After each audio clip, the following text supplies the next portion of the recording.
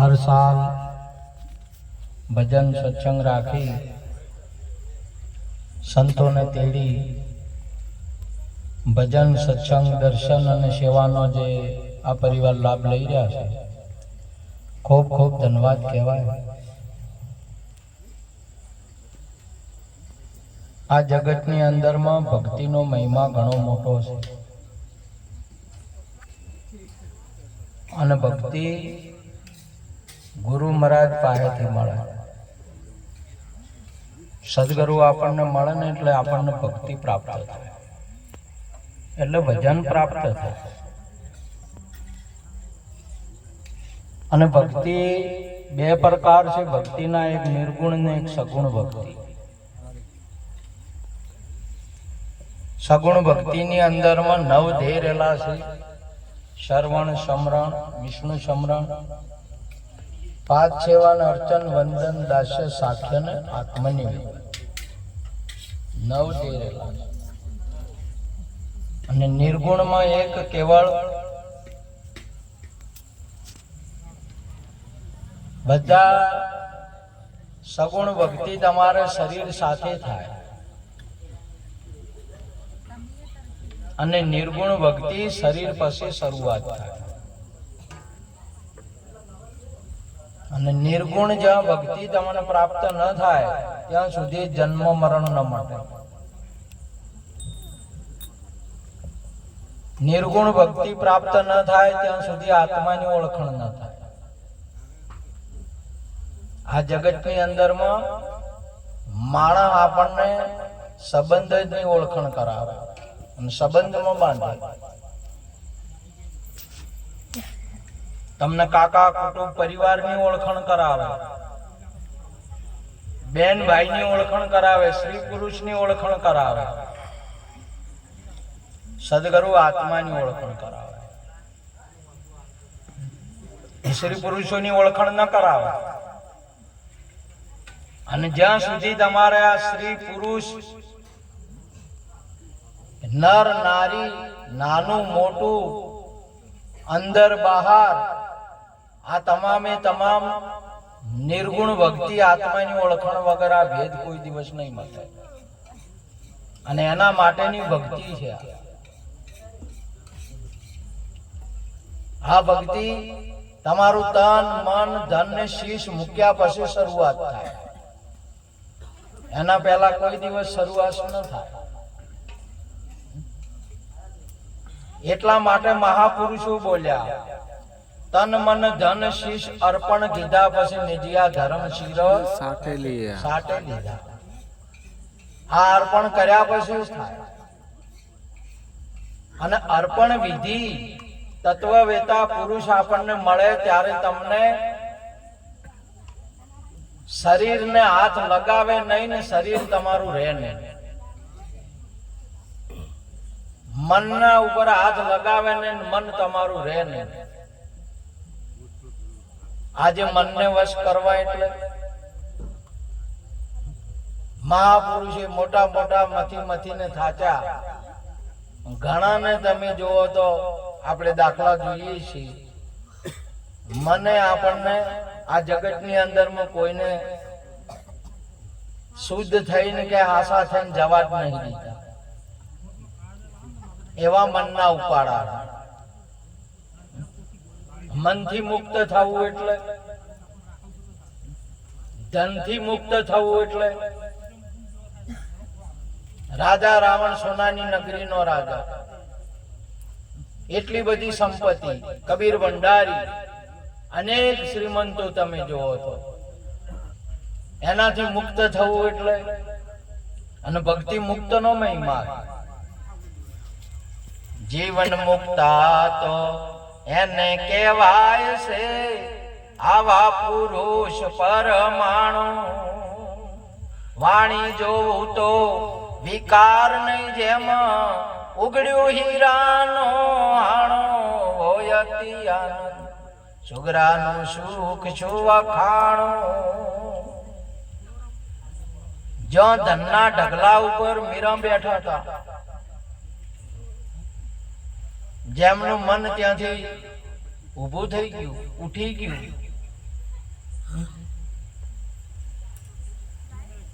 રાજા ભરતરી રાજા ગોપીચંદ ધનના ઢગલા ઉપર બેઠા હતા. એમનો મન અહીંયાથી ઉપડી ગયા, હટી ગયા. હે આથી ન માગો ઘોડા ન માગો, ના માગો રાજને પાટ, જોડી દંડો મારે મોકલો, ઘેરે ઘેરે માગું ભીખ બીજો કોઈ ના માગો રે. ચાર ભજનની જોટ રોણા કોઈ ન માગો. મહાપુરુષો જો ભજન ની અંદર મજા, સદગુરુ પાસે જ્યાં માગવું ના પડે. અને આપણે છે એના માટે ભજન કરે, કે એના માટે માગી રહ્યા છે કે તન અમારું હારું રહે, મન અમારું હારું રહે, ધન અમારું વધે. ભક્તિ નો મહિમા તો ત્રણથી અલગ છે. એનાથી ઉપર ઉઠવાનો મહિમા છે. જેને તનની ફિકરો નહીં કરી, જેને મનની ફિકરો નહીં કરી, જેને ધનની ફિકર નહીં કરી. જો મોર ધવજ રાજાએ તન વેરીને આપી દીધું હોય, તમારે તમારા સદગુરુ પાસે જ્યાં એટલે તમારો પ્રથમ પહેલો મુદ્દો તન મૂકીને આપી દીધું, વેરી દીધું છે તમારે. આને છૂટું કર્યું છે, આને છૂટું કર્યું. અને એ છૂટું થાય ને એટલે એમાં સ્ત્રી પણ ગઈ, પુરુષ પણ ગયો, કેવળ આત્મા. આ તમે જો આ બાજુ બેઠા એ આત્મા કહેવાય કે કોણ કહેવાય? આત્મા કહેવાય. નારી આત્માડીયું કહેવાય. પણ તોય આપડા હર પાપું કહે છે કે આ બધું બૈયું બેઠી. અરે આત્મા જ છે, આ આત્મા જ છે. અરે કીડી થી માંડીને કુંજર સુધી આત્મા જ છે. ભેહ પણ આત્મા છે, ગાય પણ આત્મા છે, પક્ષી પણ આત્મા છે, પશુ પણ આત્મા છે. એથી વિશેષ વૃક્ષ પણ આત્મા છે, એથી વિશેષ અણુ આત્મા છે. અને આ આત્મ દ્રષ્ટિ તત્વવેતા પુરુષ આપણને આપે ત્યારે આ આત્મા તમને દેખાય. જ્યાં સુધી આ દ્રષ્ટિ ન મળે ત્યાં સુધી ન દેખાય. દૂધ આખું જેટલું દૂધ ભરેલું છે, લીટર તમારે ઘીનું ભરેલું છે. કોઈ જગ્યા દૂધમાં ઘી વગર નથી. પણ જો ઘીની દ્રષ્ટિ ન મળે, એનું વલોણું ન થાય તો તમને કોઈ દાડો ઘીની અંદરમાં દૂધ સમજાય ખરી ઘી, પણ દેખાશે નહીં. એનું વલોણું કરવું પડે તો જ દેખાય, નહીં તો કોઈ દિવસ દેખાય નહીં. તમારે આ આખા તમામે તમામ આત્મા છે, પણ એની દ્રષ્ટિ ન મળે ત્યાં સુધી તમને શરીરો દેખાય, આત્મા દેખાય નહીં. સોનાનો દાગીનો સોનીને સોનું દેખાય અને આપણને દાગીનો દેખાય. કેમ કે આપણને સોનાની દ્રષ્ટિ મળી જ નથી. ઝવેરી ને કાચી રફની અંદરમાં હીરો દેખાય. જીરમ કયો છે, કોટેડ કયો છે, એલબી શું છે, એ એને દેખાય, અને ખબર પડશે, નજર કરશે.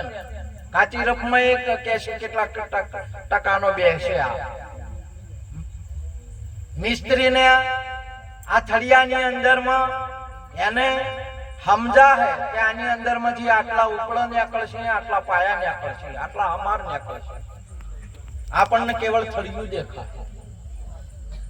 જ્ઞાની પુરુષોને આની અંદરમાં આત્મા દેખાય, અને આમ માણસને સ્ત્રી કે પુરુષ દેખાય.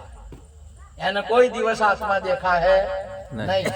અને જ્યાં જેને જ્ઞાની પુરુષોની આંખ ખુલી, નામદેવ ને કૂતરાની અંદરમાં આત્મા દેખાણો, એકનાથ ને ગધેડાની અંદરમાં આત્મા દેખાણો.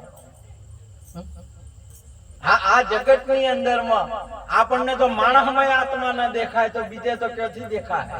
કેમ કે આપણને દ્રષ્ટિ નહીં મળી. અને એ દ્રષ્ટિ મેળવવા માટે સદગુરુ મહારાજ છે. એટલા માટે કૃષ્ણ ભગવાન અર્જુનજી ને સામે ઉભા હતા, છતાં પણ એ ભગવાન નતો જોઈ શકતો. એને હાળો જોઈ શકતો હતો, એને આદમી જોઈ શકતા હતા, ભગવાન જોઈ શકતો નતો. કેમ કે એને ભગવાન જોવાની દ્રષ્ટિ નથી. અને આ જગત ની અંદરમાં કૃષ્ણ ભગવાને એને એની જોવાની, સંત જ સંતને જોવાની દ્રષ્ટિ આપે. બાકી તમે સંતને કોઈ દિવસ માપી નહીં શકો, જોઈ નહીં શકો કે ઓળખી નહીં શકો. સંતને તમે તમારા જેવા સમજશો. અર્જુનજી એમને એમના જેવા સમજતા હતા. આપણે પુરુષ છે તો પુરુષ સમજીએ, અથવા સ્ત્રી છે તો સ્ત્રી સમજીએ. આત્મા છે એવું ના સમજી શકીએ. અને આ જગતની અંદરમાં આત્મદ્રષ્ટિ મળવી એ મહા મુસીબતની બાબત છે. કોઈ તત્વવેતા પુરુષ આપણને મળે તો આપણને આત્મદ્રષ્ટિ આપે, ન કે કોઈ દિવસ આ દ્રષ્ટિ આવે નહીં. તમારા ભેળો હોય તો શું હાલ કે ના ભેળો? કોણ કહે છે કે હાલ આત્મા નહીં આવે? ભગવાન તો તમારા કદાચ જે પણ છે, પણ તમે આત્મા છો કે નહીં? પણ તમે તમને મંજૂર નહીં રાખો. કેમ કે વાપર્યું છે કે હું નર છું ને નારી છું, આ ગોમનો છું, આટલી અવરદાનો છું ને આટલી જાતનો છું. તમારી જાત પણ હું મૂકવું નહીં, એ તો ગુરુ મહારાજ મુકાય છે. એટલા માટે તમે કોઈ દિવસ ભજન ની અંદર આવશો ને તો ભજન ની અંદર માં જાત નહીં રહે. અને જો જાત હોય તો તમે હજી ભજન માં ભળ્યા નથી. એટલા માટે મહાપુરુષે કહ્યું, જાતિ સજાતિની જીવતી રચાવું પાનભાઈ અને બીબે પાડું બીજી વાત. અહીં નિરોધ બાપુ બોલ્યા, વારે વારે જાઓ ગુરુના વારણે, જેને ઓળખાવ્યા નોતમ નાથ. ધન્ય દયા ગુરુદેવની, મેં નામ નિરખ્યું અજાત.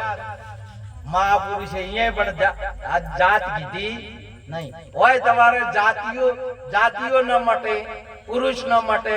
પુરુષ એક જાતિ, નારી એક જાતિ, બ્રાહ્મણ એક સમાજ છે, ક્ષત્રિય એક સમાજ છે, વૈશ્ય એક સમાજ છે, શૂદ્ર એક સમાજ છે.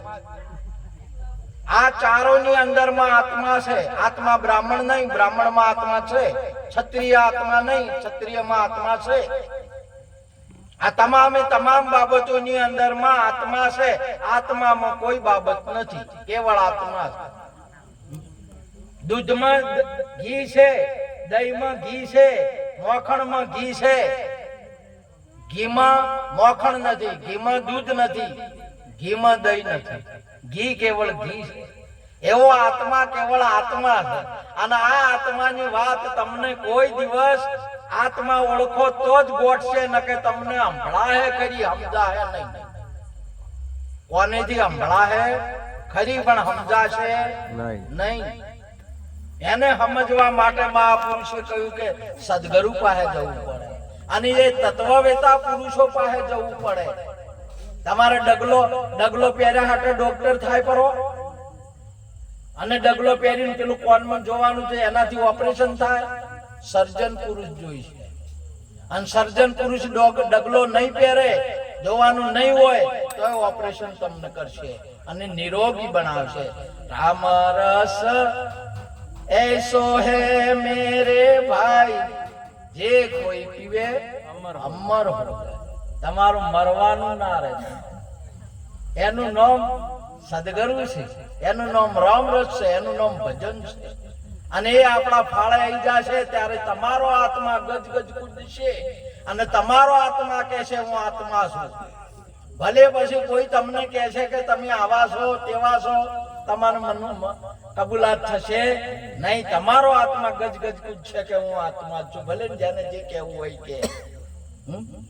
નહીં તો તમારે પેલા ભાઈ બકરું લઈને જતા હતા ને 4 જણી બકરું તું કૂતરી કહીને પડાય ઉપર.